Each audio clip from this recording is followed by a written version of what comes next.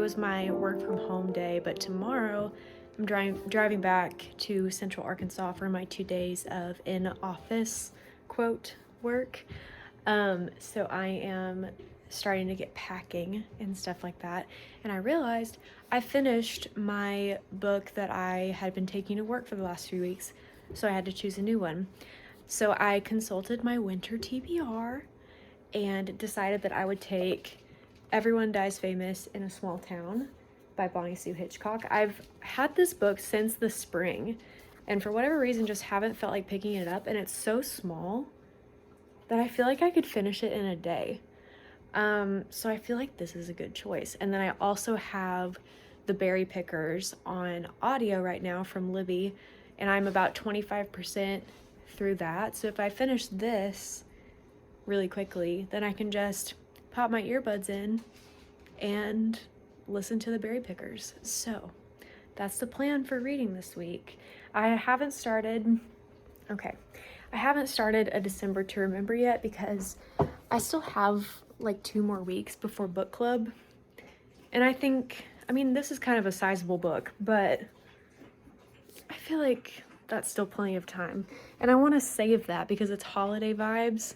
So I want to read it closer to Christmas. Sorry, you can hear Clover drinking her water so loudly. But yeah, just wanted to update you on that. I just finished filming my 4-star book ranking tier list thing. And I don't know if I will get this vlog finished before I leave for work tomorrow. So I may not have this video going up on Wednesday like I planned originally. So I might miss a day of Vlogmas, but that's okay because I already missed like 7 days before I even started. So there are no rules. I just finished streaming Zoom Beanies, so it was a grand old time, very fun. I am in desperate need of dinner. I'm starving. I think I'm gonna have some tomato soup and grilled cheese. Shocker. But that's gonna be almost the rest of my night. I need to pack. Well, did I pack already? I think I'm almost finished packing. I just need to get a couple more things together. So I need to do that. Gotta do some skincare. I'm starting to finally get rid of this breakout that's been happening for like months. And I think it is due to the charcoal mask that I've been doing every couple of days. Who freaking knew? I've had that in my cabinet in my bathroom for like a year and I never use it because I'm not really a face mask girly typically. But I just decided to try it because charcoal is like, it's good for acne. So I tried it and the next day, literally after one use, I was like, wait, is my skin clearer? So I've been using it every couple of days and I think that it's working. I think that it's helping. So I think I'm gonna do that tonight or tomorrow. I don't know. I'm trying to space it out so my skin doesn't freak out any more than it already has. Right now I have makeup on, so it definitely looks better than usual. But yeah, we're trying to take care of our skin over here. We're out here doing our best. That's my update for right now. Hope you're enjoying the vlog. I'll see you in a minute.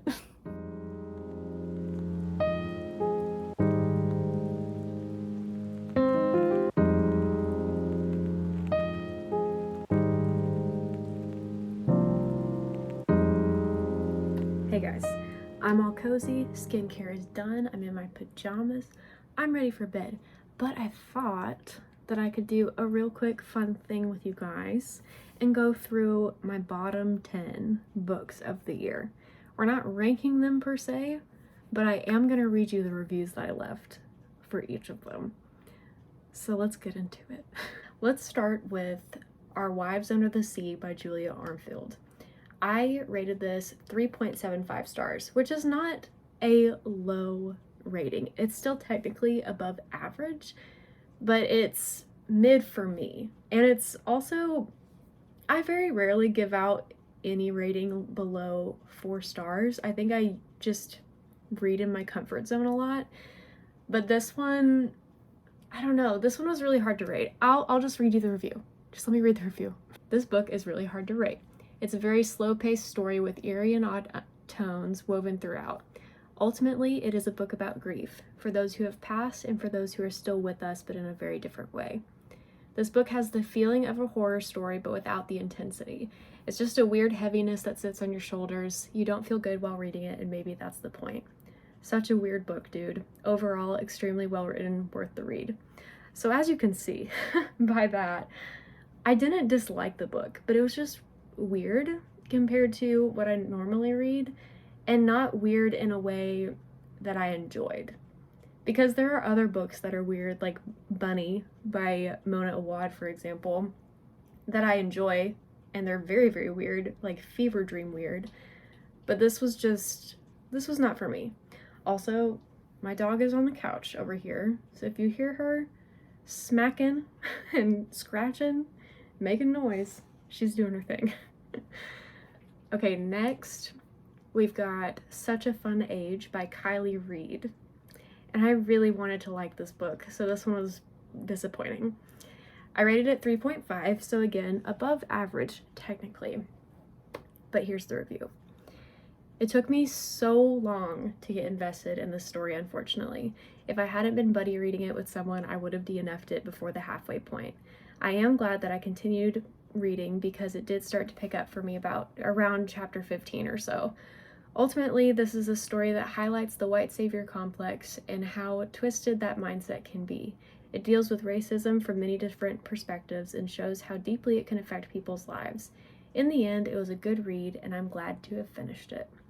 So it's one of those books that I probably, like I said, I would have DNF'd it because it didn't grip me.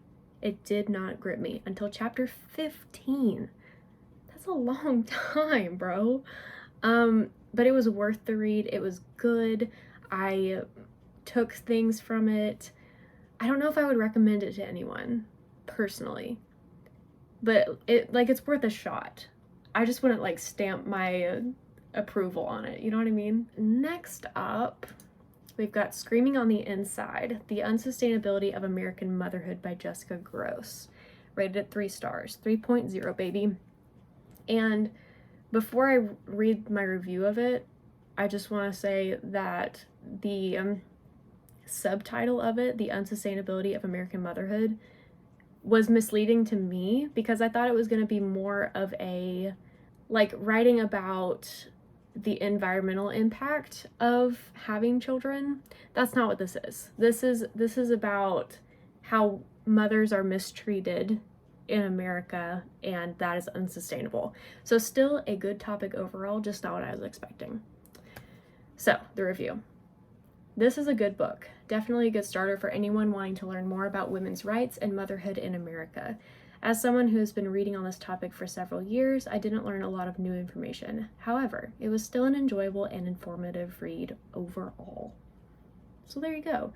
I listened to it on audiobook. I think I would have enjoyed it more if I could have read it and, like, underlined and annotated and stuff. So do with that information what you will. Let's go to the next book. The Silence of the Lambs by Thomas Harris. Let me just read the review. The movie adaptation is so spot on, in my opinion. Follows the book really closely, which is always great to see. The reason I rate this so low is mostly due to the harmful stereotypes, see transphobia, as well as other rhetoric that I hate to see in books, see fatphobia. Sexism also runs rampant, obviously, since our main character is a woman in a male-dominated field in the 1980s. Other than all of that, I loved it. It was well written and kept me interested despite the fact that I have seen the movie 1,000 times. So overall, a 3-star rating, but I only rated it that low because of, like I said, the harmful stereotypes, hateful rhetoric. Like, I just don't like to see that in books, obviously, for obvious reasons. I just think that you can write a story without that.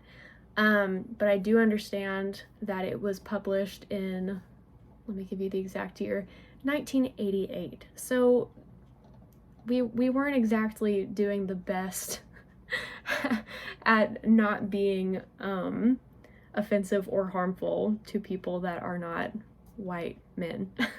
I'd rather just watch the movie. Next we have The Pumpkin Spice Cafe by Laurie Gilmore. I was really disappointed in this book. I wanted to love it. I wanted to love it so bad, and somehow I knew that I wasn't gonna love it. I just kind of knew. But I ended up rating it 3 stars and said, I liked this book. It was cute. Was it life-changing? No. Was it everything I hoped it would be? No. But it was a cute story. Maybe a little too copy and paste Gilmore Girls vibes for me though, but it was cute. And that says it all. It was so like straight out of Gilmore Girls that it just kind of, I was like, I've seen this before. I've been watching the show for years. I don't need just another version of it. It would have been fine if we kept the Gilmore Girls vibes and did like a different story, but it just felt like we were in Stars Hollow and not in a good way, in my opinion. So I probably will not be continuing the series, unfortunately. Next we have All Art is Propaganda, Critical Essays by George Orwell. I rated it 3 stars, and here's my review.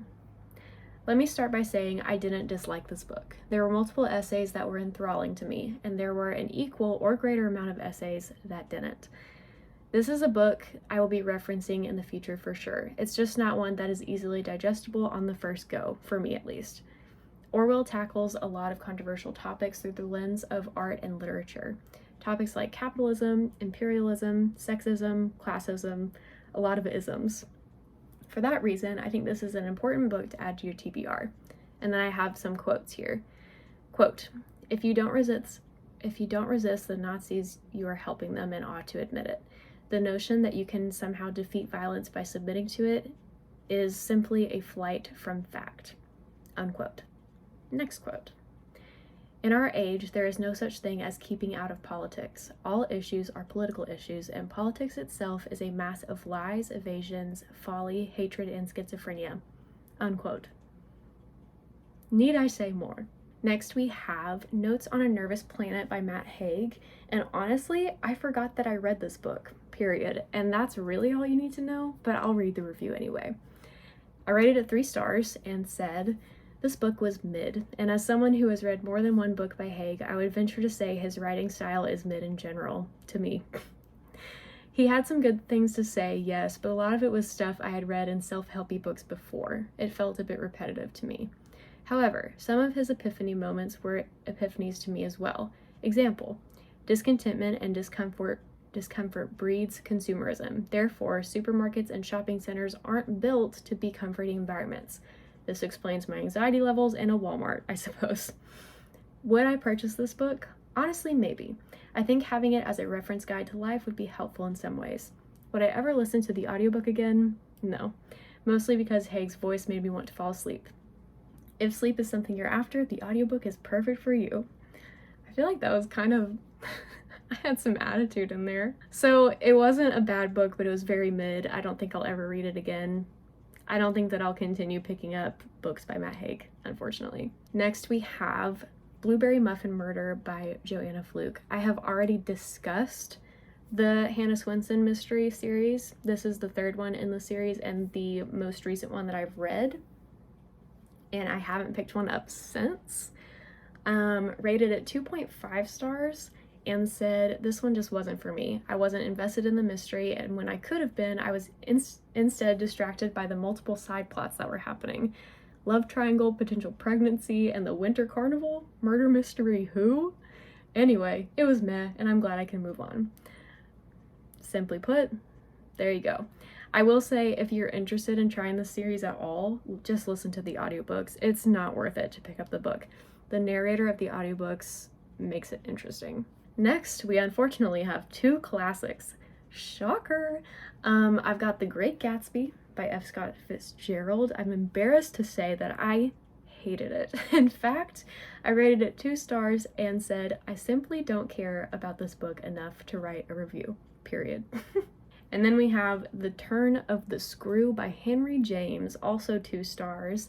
And I said, as short as this book is, I really had a hard time finishing it. I just never found myself wanting to pick it up. The language made it difficult to feel engaged in the story, and I really found it dull, to be honest. Maybe upon a reread, I would appreciate it more. Maybe I should listen to the audiobook. All in all, I liked the TV adaptation much better. So, those are my bottom 10 reads of 2024 so far. I don't think that I will read anything this month that will join this list, because I'm picking up books that I've wanted to pick up all year and just haven't gotten to them. So I am highly anticipating most of them. I don't think any of them will be below 3 stars, not even below 4. So that's what we've got. If you've read any of these and agree or disagree with me, please let me know. I'd love to hear your thoughts, as always. Otherwise, it's time for me to go to bed and time for us to end this vlog. So thanks for being here. I will hopefully see you tomorrow.